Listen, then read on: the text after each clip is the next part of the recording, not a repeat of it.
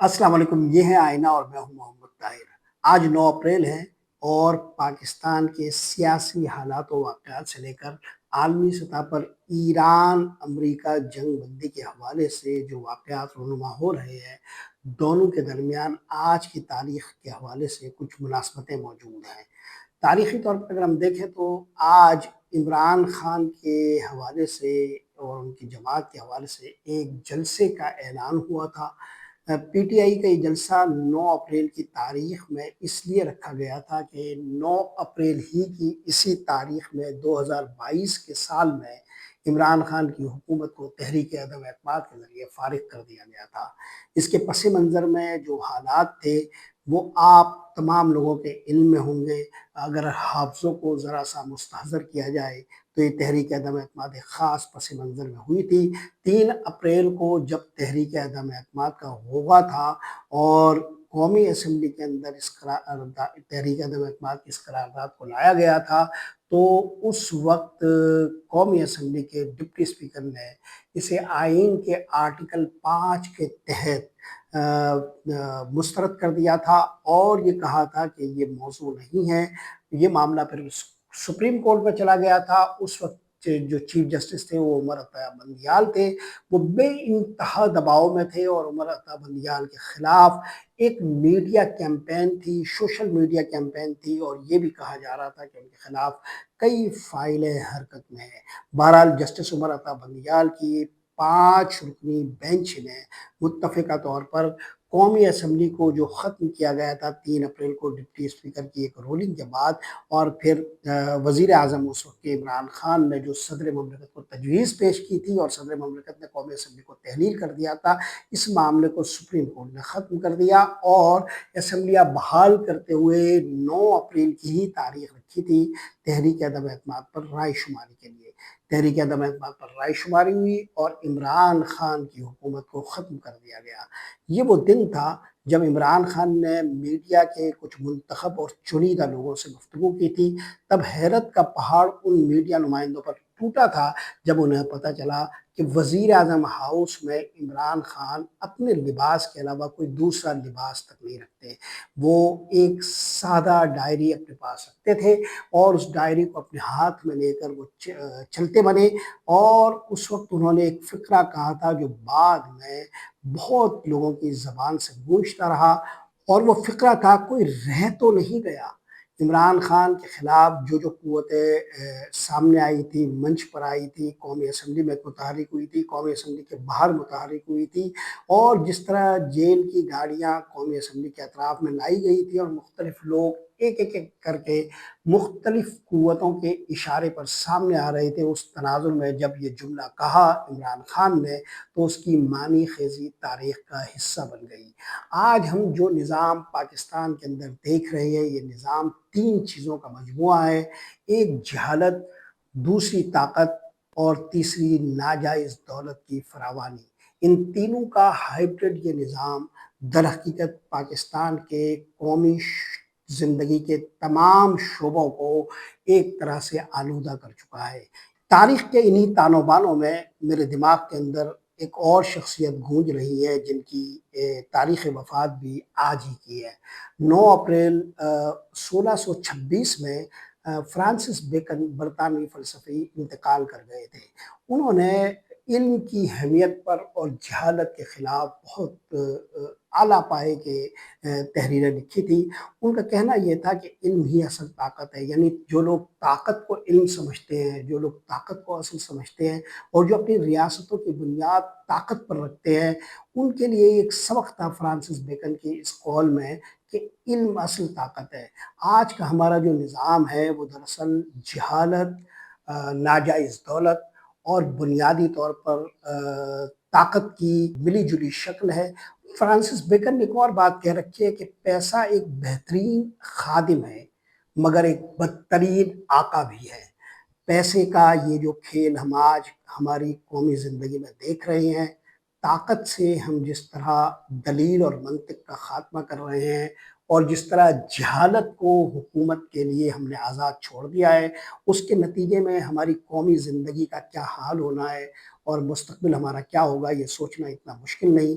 اگرچہ ہم ان باتوں پر خوش تو ہو سکتے ہیں کہ ہم کچھ ممالک کی چاکری کرتے ہوئے عالمی سطح پر اپنی تعریفیں کروا رہے ہیں، اور جیسا کہ پاکستان کا میڈیا ہے ویسا ہی دنیا بھر کا میڈیا ہے، جہاں کچھ لوگ اپنی طاقت ہی کے بل بوتے پر، اپنی لابنگ کے ہی بل بوتے پر اور اپنی دولت ہی کے بل بوتے پر مخصوص قسم کی خبروں سے ایک خاص ماحول بنا لینے میں کامیاب ہو جاتے ہیں۔ اس سے ہم اپنے دشمن پر ایک نفسیاتی برتری بھی حاصل کر لیتے ہیں، مگر حقیقی حکمرانی، حقیقی قوموں کی زندگی بنیادی طور پر علم سے اور دولت کو اس کی اصل جگہ پر رکھ کر اور طاقت کو ریاست کا خادم بنا کر حاصل کی جا سکتی ہے۔ ایک حقیقی قوم اور ایک حقیقی ریاست اسی طرح وجود میں آتی ہے۔ بہرحال اس کے باوجود جنگ بندی کے حوالے سے جو کوششیں ہو رہی ہے، اور 10 اپریل کو جب یہ مذاکرات ہو رہے ہوں گے، ہم اس دوسرے موضوع کے حوالے سے اگر گفتگو کریں تو تاریخ کے کچھ اور واقعات ہمارے ذہنوں میں آتے ہیں۔ یہ 9 اپریل 1965 تھا جب پاکستان اور بھارت کے درمیان جنگ ہوئی تھی۔ آج کی رات جب ہم گزار رہے ہوں گے تو ایران اور امریکہ کے درمیان جنگ بندی کے مستقبل پر جو سائے ہے، مشکوک سائے ہے، اس کا بھی فیصلہ ہونے جا رہا ہوگا۔ 9 اپریل 1965 کی اس تاریخ میں پاکستان اور بھارت کے درمیان جنگ ہوئی تھی، اور 9 اپریل کی ہی یہ تاریخ تھی جب جرمنی نے دوسری جنگ عظیم میں ڈنمارک اور ہالینڈ پر حملہ کیا تھا۔ 9 اپریل کی یہ تاریخ ہمیں دراصل ایک خوف بھی دلاتی ہے کہ اس وقت جو ڈونلڈ ٹرمپ کی اپنے سوشل ہینڈل یعنی ٹروت پر ایک دھمکی آئی ہے، جس میں وہ یہ کہہ رہے ہیں کہ ہم ایران پر زیادہ طاقت سے حملے کریں گے، اگرچہ وہ ایک اندرونی دباؤ میں ہیں اور امریکہ کے اندر جو اس وقت ان کی صورتحال ہے وہ انہیں اجازت نہیں دیتی کوئی ایران کے خلاف ایک لمبی جنگ میں جائیں۔ چنانچہ اسرائیل کی طرف سے اس جنگ بندی کو سیبوٹاج کرنے کی پوری کوشش کے باوجود امریکہ سے یہ کوشش ہو رہی ہے کہ کسی نہ کسی طرح یہ مذاکرات کی بیل بندھے چڑھے، مگر ایک سب سے بڑا مسئلہ یہ ہے کہ اسرائیل اور یہودی اور صہیونی لابی کے زیر اثر جو امریکہ کا میڈیا حرکت کر رہا ہے، وہ ڈونلڈ ٹرمپ کو ایک دباؤ میں لے رہا ہے۔ وہ 10 نکاتی فریم ورک جو ایران نے تجویز کیا تھا اور جس پر ابتدا میں ڈونلڈ ٹرمپ نے اپنی تصدیق کی مہر بھی لگائی تھی، اب امریکہ اسے گاربیج کہہ رہا ہے۔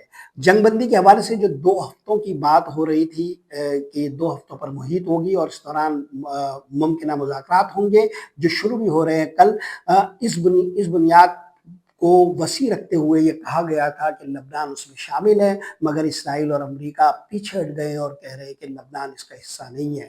ایران مصر ہے کہ جنگ بندی کا دائرہ لبنان پر محیط ہونا چاہیے۔ اس وقت جنگ بندی کے حوالے سے 3 بڑی خلاف ورزیاں ہو چکی ہیں۔ ایک خلاف ورزی تو لبنان پر حملے کی صورت میں ہوئی ہے، دوسری جو بڑی خلاف ورزی ہوئی ہے وہ یہ کہ ایران یہ کہہ رہا ہے کہ ڈرون کی دراندازی ان کے ہاں ہوئی ہے، اور تیسری بڑی خلاف ورزی یہ ہے کہ ایران یورینیم کی افزودگی کے حوالے سے جو ایک موقف رکھتا ہے، اس موقف کو تسلیم امریکہ ابھی سے نہیں کر رہا۔ یہ 3 بڑی دراندازیاں ہیں۔ اس دوران 2 وفود یہاں آنے والے ہیں، یہ ساری باتیں پس منظر میں ہے، خلاف ورزیاں جاری ہیں، جنگ بندی پر شکوک کے سائے ہیں، اور اسرائیل کے علاوہ ایک اور ملک جس کا نام نہیں لیا جا رہا وہ UAE ہے، متحدہ عرب امارات ہے، جو اس جنگ بندی کو پسند نہیں کر رہا۔ ان مذاکرات کو سیبوٹاج کرنے والے ان ملکوں کی مختلف اقدامات اور حرکتوں کے علی الرغم اگرچہ امریکی وفد یہاں آ رہا ہے اور کہا جا رہا ہے کہ 3 رکنی ہے جس میں امریکہ کے نائب صدر JD وینس اس کی قیادت کر رہے ہیں، اور وہ 2 لوگ جو جن میں سے ایک امریکی صدر کے خصوصی ایلچی ہے اسٹیو وٹکوف، اور تیسرے جیرڈ کشنر، یہ تینوں وہ لوگ ہیں جو اس وقت امریکہ کے تمام جنگی معاملات میں مذاکرات کی ذمہ داریاں لے رہے ہیں۔ JD وینس کو جو ذمہ داری دی گئی ہے، اس سے ظاہر ہوتا ہے کہ امریکی صدر سنجیدہ ہے۔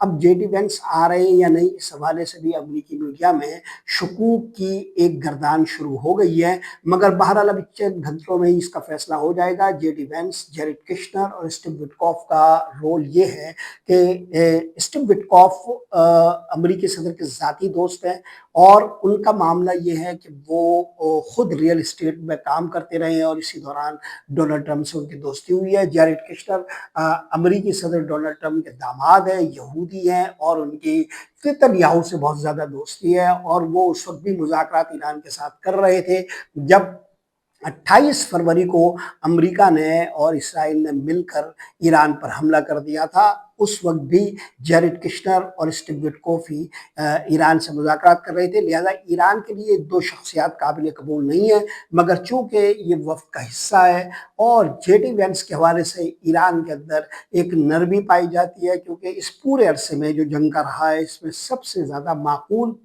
और सबसे कम गैर जारहियाना जो गुफ्तगू है वो जेडी वेंस ने की है। बाकी जितने भी डोनाल्ड ट्रंप के इंतजामिया है वो इंतहाई जारहियाना गुफ्तगू कर रहे हैं।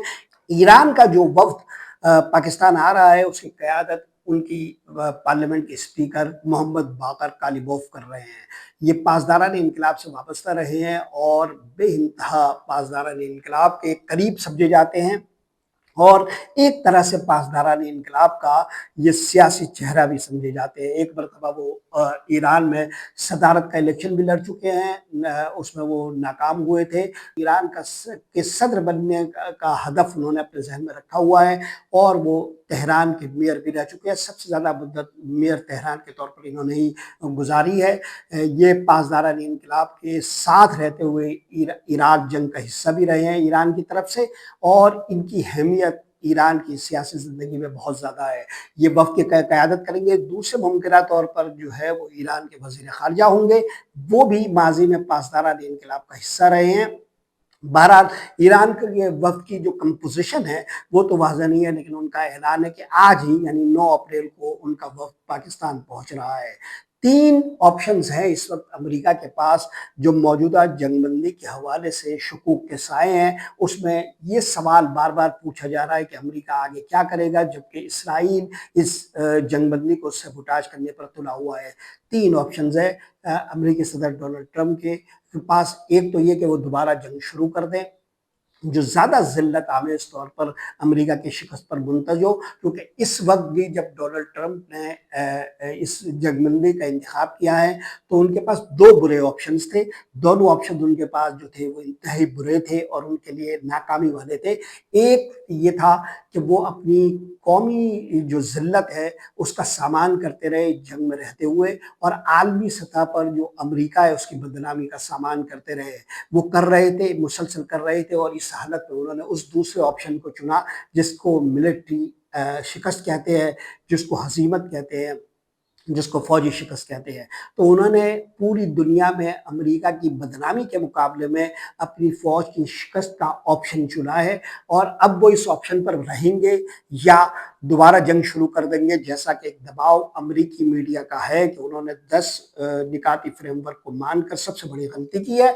बहरहाल इस 10 निकाती फ्रेमवर्क को तो उन्होंने गार्बेज कह दिया है, लेकिन मुज़ाकरात फिर भी हो रहे हैं तो उसकी कोई बुनियाद भी ज़ाहिर तय हो जाएगी। दूसरा ऑप्शन जो अमेरिका के पास है वो ये जो कल होगा यानी सिफारतकारी को आगे बढ़ाएं और तीसरा ऑप्शन ये है कि नेतन्याहू को लगाम दी जाए और उसे पीछे हटाया जाए। अमेरिका किस ऑप्शन की तरफ जाएगा ये फैसला कल हो जाएगा। 10 अप्रैल को ये तयन होगा कि अमेरिका मुज़ाकरात को आगे बढ़ाना चाह रहा है या किसी और रास्ते की तरफ भी जा रहा है। इस हवाले से जो सूरत हाल भी बनेगी उससे आपको आगाह करते रहेंगे। आज के लिए यही कुछ। मोहम्मद ताहिर को इजाज़त दीजिए। अल्लाह निगहबान।